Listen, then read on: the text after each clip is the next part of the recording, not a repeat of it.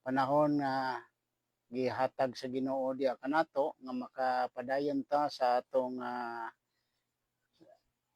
online gospel devotion. Nagapasalamat kita nga ang gugma sa Ginoo nagapadayon diha kanato adlaw-adlaw, ang grasya niya nagauban diha kanato adlaw-adlaw sa pinagi sa pag-preserve niya sa ato mga kinabuhi. And at the same time, ako nga kasing-kasing pasalamat sa dako sa inyong suporta sa atong gospel, online gospel devotion.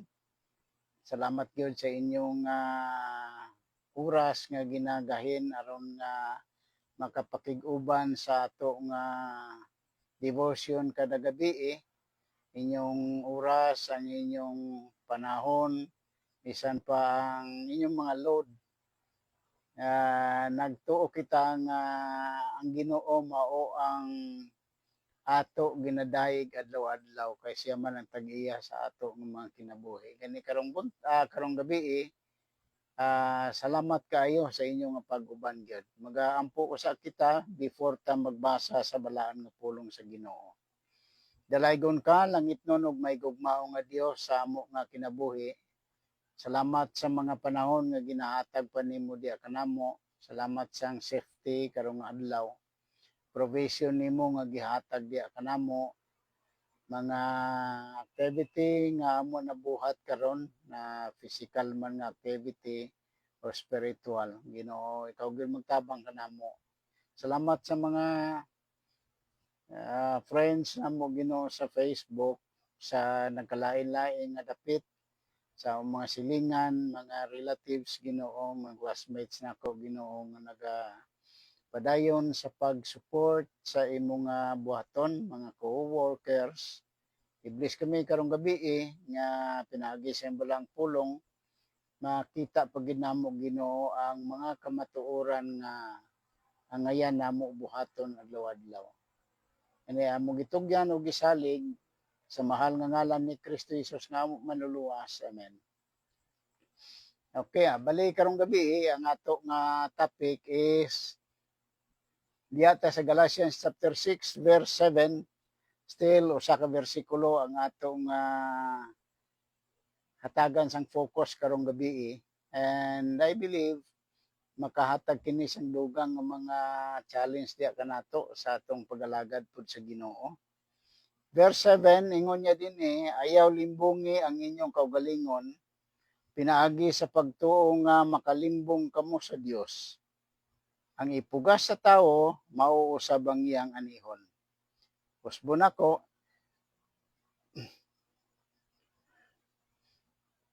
ayaw limbungi ang inyong kaugalingon pinagi sa pagtuo nga makalimbong kamo sa Dios.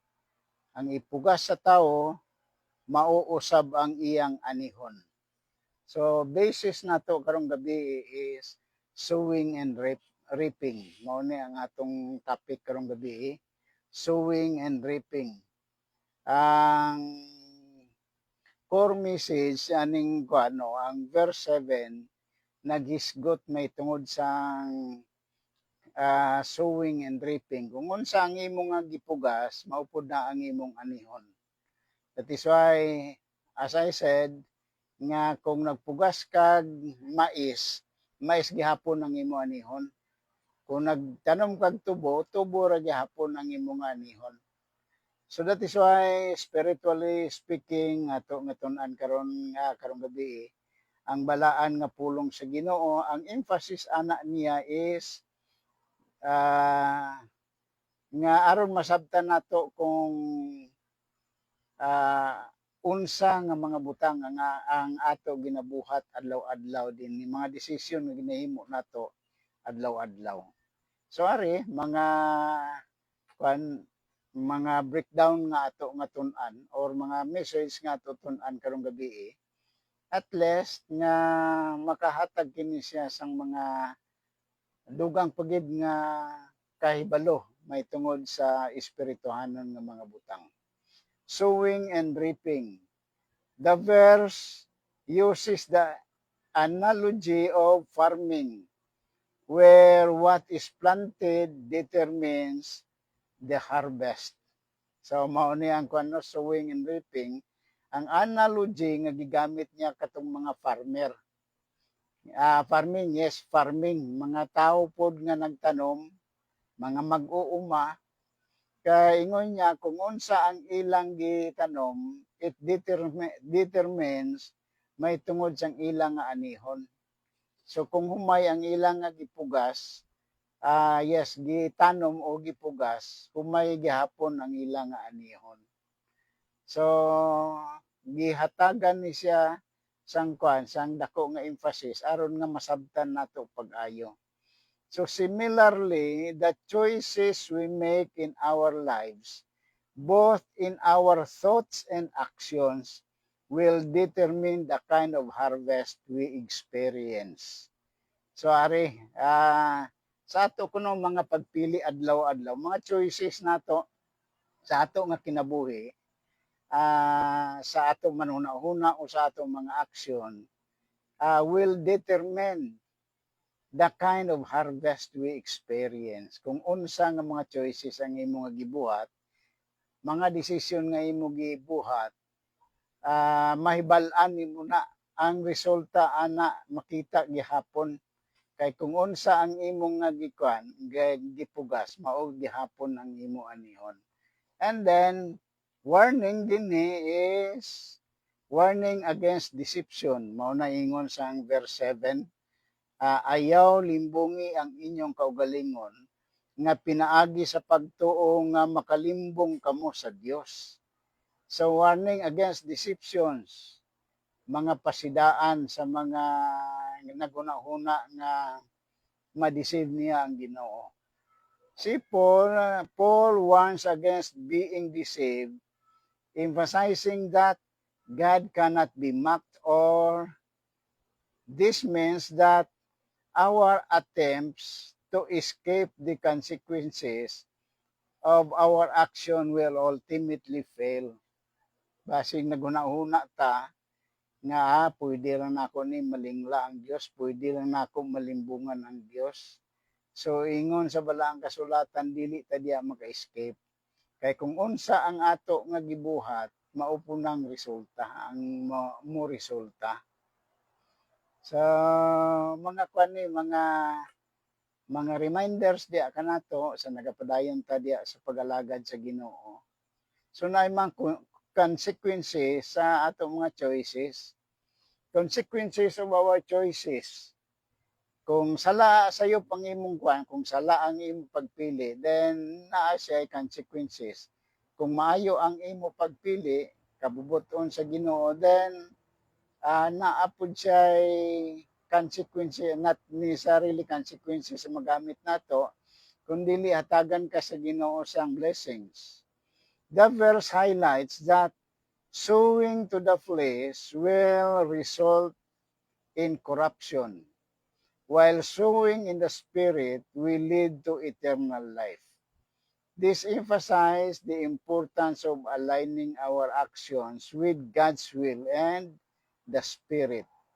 Ang sentro niya, ang buot niya nga ipasabot niya kanato, nga pinaka-importante nga ang atong mga actions, ang atong mga desisyon, atong mga choices na align sa plano sa Ginoo, sa kabubuton sa Ginoo.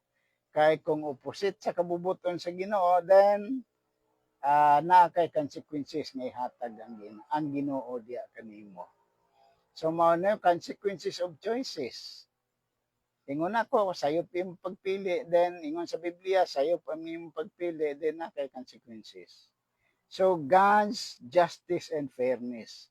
Usahay mo, ingon ta nga ang Ginoo, dili siya fair, dili siya angay. Pero, diri makita nato nga ang Ginoo is God's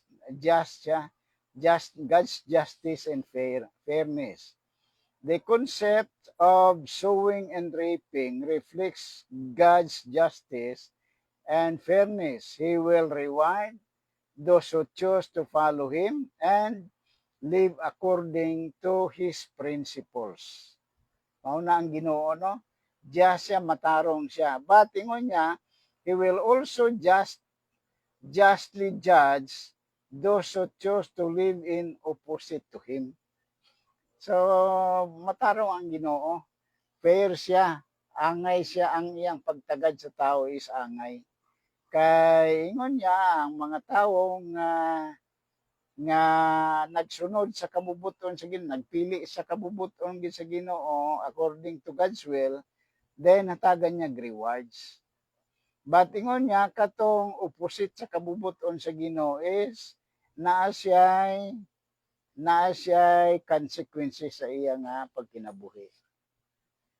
So that is why for this evening, it can also give us mo dugang challenge diya sa ato ng pag-alagad sa Ginoo. Aron nga may bal-an nato kung ato mga choices align ba diya sa kabubuton sa Ginoo or not. Sir Nilo Lucasan, salamat sa imong padayon nga pag-uban. Good evening diya sa imo, sa inyo tanan diya sa inyong family.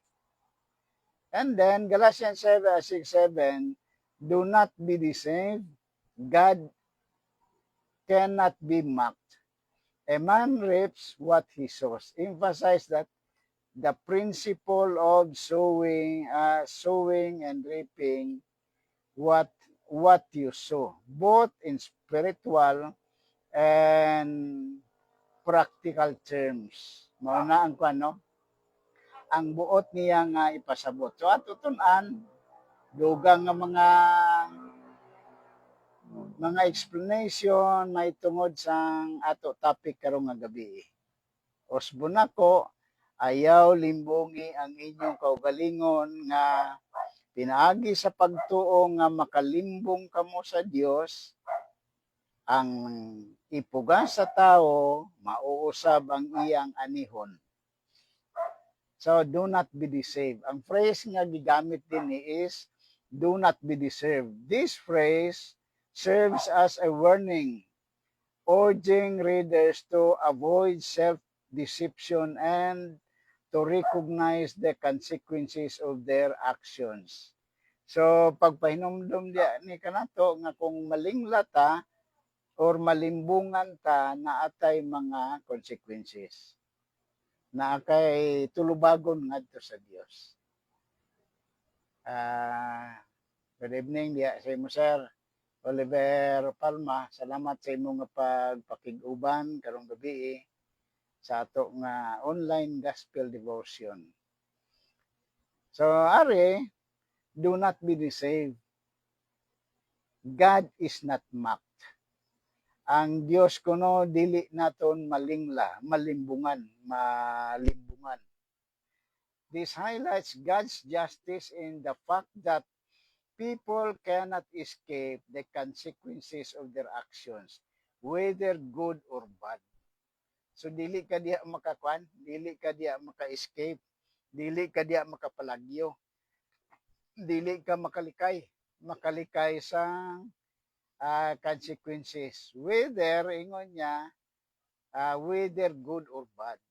Kung good, then hatagan kanya kuno sa reward. But kung bad, kung dautan ang imong choices, ang hatagan ka sa Ginoo sang consequences. Hatagan ka sa Ginoo sang mga silot or pagpahinumdum. So, a man reaps what he sows. Ang tao kuno magaani kung unsa ang iyang gipugas. So, ang number one naka-experience ani, and then makita nila sa ila gyud nga kinabuhi, ang principles niini is katong mga farmers, kay sila man ang nagatanom. Kay kung unsa ang ilang gitanom, mao na ang ilang giani. Ingon ako nga kung mais imo tanom, then mais man imo anihon. Kung humay, then humay man imo anihon. So mas dali sila makasabot, makaintindi sa pulong sowing and reaping. A man reaps what he sows. So ari pipila sa mga kwan no. Ingon niya, this is a core principle of the verse, stating that whatever actions or choices a person makes, they will eventually experience the result of those actions. So mao ni ato hinumduman. Whatever actions or choices unsa man nga mga desisyon nga imo nga ginabuhat adlaw-adlaw, mga pagpili nimo adlaw-adlaw, mga ginabuhat nimo adlaw-adlaw, eventually experience the result of those actions. Ikaw gyapon maka-experience yan ni ana. Ingon sa Biblia, kung maayo ang imo pagpili, then hatagan kanya rewards. Pero kung dautan ang imong pagpili, that is uh, self-centered nimo nga mga decision, then hatagan ka sang consequences sa Ginoo. So kabay unta nga karong gabi makahatag kini sang kwan sang mga dugang nga panalangin diya kanato. Adlaw-adlaw may mga decisions ta nga ginahimo sa ato nga kinabuhi. So hope and pray that tanan nato nga mga decision is in line or align sa kabubuton gyud sa Ginoo. So sowing and reaping, usbonako is this verse uses the analogy of farming where what is planted determines the harvest. Similarly, the choice we make in our lives, both in our thoughts and actions, will determine the kind of harvest we experience. So mauning mga kuano, mga ato na matun-an karong gabi. So hope and pray nga makahatag sang dugang nga mga panalangin diya kanato. So, ari, may mga pila pagin nga mga principles, sowing and reaping in life. Sowing and reaping in life. The verse uses the metaphor of farming to illustrate that just as a farmer reaps what they sow, people will also reap the consequences of their choices in life, whether those choices are good or bad. So mao ni ang ato nga hinumduman permi no. Gigamit sa balaan nga kasulatan as a metaphor ang farming kay aron nga dali siya sabton ang pulong sa Ginoo. Kay ingon niya kung unsa man ang imo nga gipugas mao gina ang imo aniwa. Kung nagpugas ka sa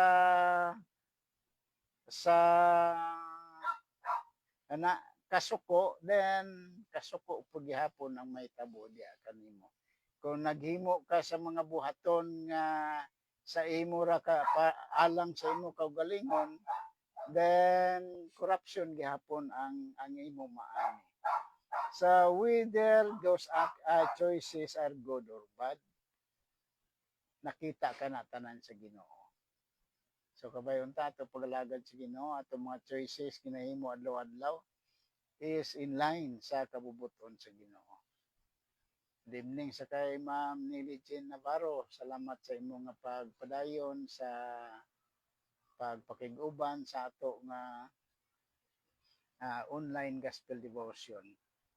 So spiritual applications, ato lantawon spiritual applications. And hope and pray nga makahatag po ni challenge niya kanato. Spiritual applications. In a spiritual context, this verse encourages believers to focus on planting seeds of faith, love, and good works. Mauning tulo ang iyang focus Ginoo una. Challenge kini, encouragement sa mga believers nga ato nga focus nga itanom nga mga seeds is kanang pagtuo nato diya sa Ginoo. Nga magdako pa gyud ang ato pagtuo diya sa Ginoo.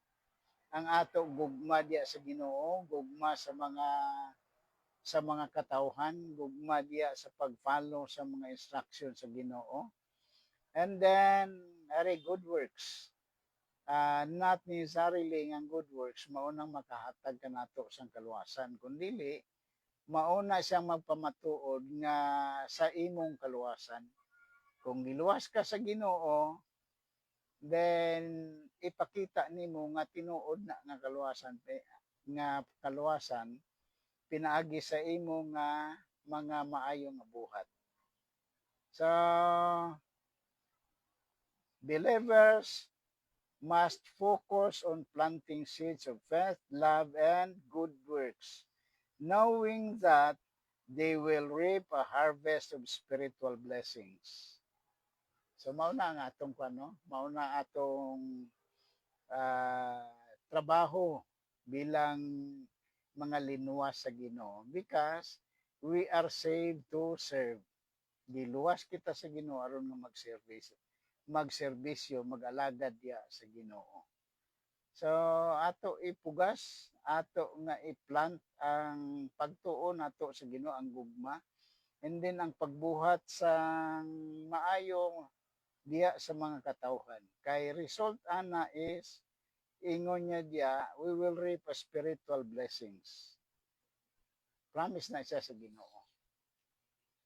Pastor Jether Kagod, good evening diya sa imo no. Salamat sa imo nga pagpakiguban sa ato nga online gospel devotion. So that is a practical applications, spiritual applications. Kani ato i-take up ang practical applications. Spiritual applications so siya ni practical applications. In a practical sense, this verse reminds everyone that their actions and choices will have consequences. And that they should strive to make choices that will lead to positive outcomes, both for themselves and for others. So hope and pray nga ato nga ato nga mga choices, ato nga mga ginahimo adlaw-adlaw, ato mga actions adlaw-adlaw will lead to a positive outcome.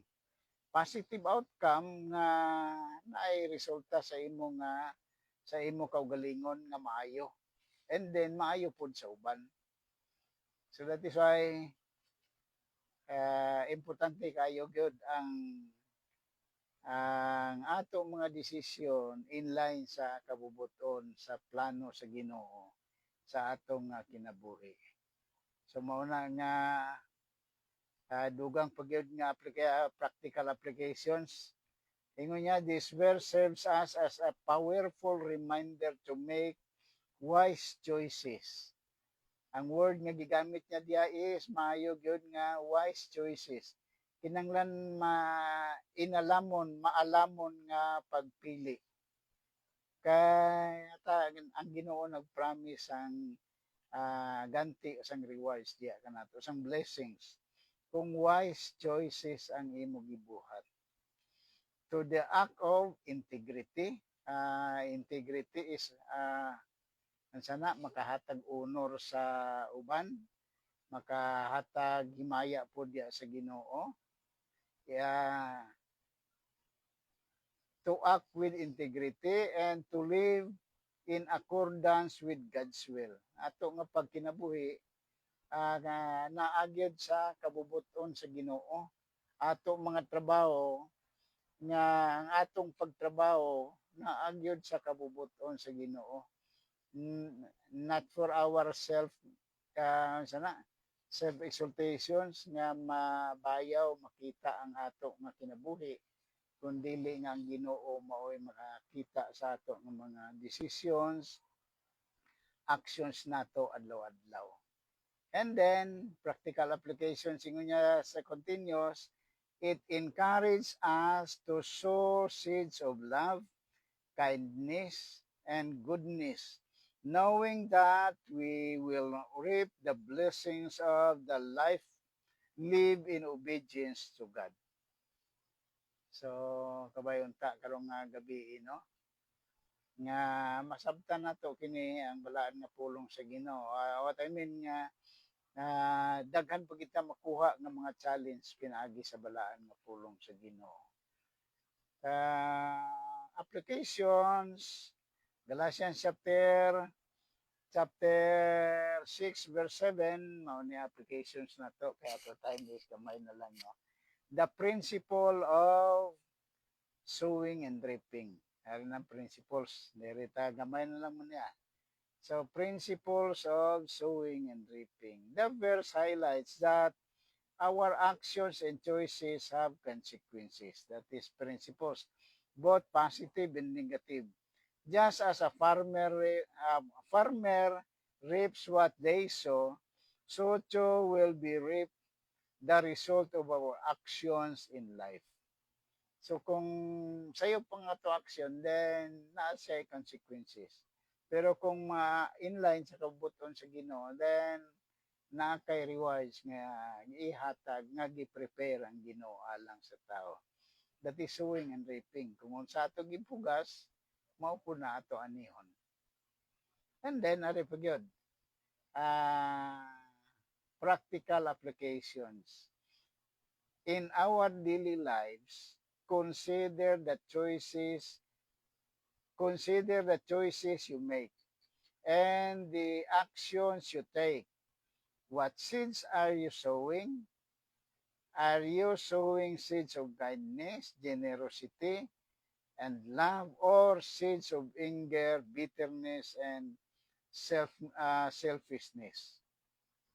So sa ato adlaw-adlaw kuno nga pagkinabuhi, ang imo ba nga gipugas is seeds of kindness, kaluoy sa uban, pagtabang sa uban o unsa man diya nga mahimo nimo alang sa uban nga makatabang diya kanila, seeds of kindness, generosity, mao ba na ang imo gipugas sa imo adlaw-adlaw nga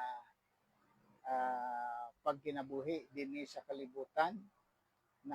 Nagatabang ba ka sa uban, generosity, nakagahatag ba ka o unsa man diya sa uban, and love or ingon niya seeds of anger, kasuko, bitterness, and selfishness. Kanang imo nga gipugas, ang imo nga giplant is sa imo ra nga kaugalingon. And then another one, in our daily lives, in our relationship. Diri ato take up in our relationship. You sow seeds of understanding, forgiveness, and compassion in your relationship, or are you sowing seeds of conflict, resentment, and judgment? So sa imong relasyon sa imong isig katao, sa ato nga mga maybe ato silingan, ato mga palibot o asaman, mao ba ni ang imong seed nga gipugas? Forgiveness, understanding, pagsabot sa pagsabot, forgiveness, pagpasaylo, and then compassions. Ang word nga compassions na kaluoy pud sa uban. So kabayunta nga mauna nga ato nga gipugas sa ato adlaw-adlaw nga pagkinabuhi, atong relasyon sa mga katawhan. Or else ingon niya, are you sowing seeds of conflict? Kanang ang imong nga ang imong nga gipugas is conflict. Conflict is sige ka away o that is conflict gihapon. Resentment, kanang kasuko gihapon. Pagbati nimo diya sa uban, or judgment. So pray nga ato ng mga decisions is naagyod sa kabubuton sa Ginoo in our relationship and in our spiritual walk. Derita. In our spiritual walk. Ganiya, ang una is in our daily lives, in our relationship and in our spiritual walk. Espirituhanon nga pagkinabuhi nato adlaw-adlaw. Are you sowing seeds of faith, prayer, and obedience to God? Mao ba na ang imong ginapugas sa imong espirituhanon nga kuano nga pagkinabuhi adlaw-adlaw? Are you sowing seeds of faith, prayer and obedience to God? Or are you sowing seeds of doubts, disobedience, and neglect? So kabay unta nga kuno ato examine ang atong mga kasing-kasing kung unsa ang ato na pugas, not necessarily as physical nga pugas nga kuno nga mais nagsabog kag mais or humay, kundili sa ato espirituhanon nga pag-alagad sa Ginoo nga pagkinabuhi sa Ginoo. That is why in our spiritual walk, are you sowing seeds of faith, prayer, and obedience to God, or are you sowing seeds of doubts, disobedience, and neglect? Good evening sa kay Ever Baliga. Salamat sa imong pagpakiguban karong gabi sa ato nga online gospel devotion. This is only a reminder for us kung unsa ang ato nga mga choices nga ginahimo adlaw-adlaw in relation sa relationship nato sa uban, daily walks nato, and then spiritual walk nato diya sa Ginoo, dili baka masupilon diya sa kabuton sa Ginoo. And then gamay pa patay gamay kayo nga nabilin. This is the last. God's justice and mercy. Namduman nato, no? God's justice and mercy. This verse reminds us of both God's justice and His mercy. While we will reap the consequences of our actions, we can also be assured that God's grace and forgiveness are available to those who repent and seek Him. So mauna ang Ginoo.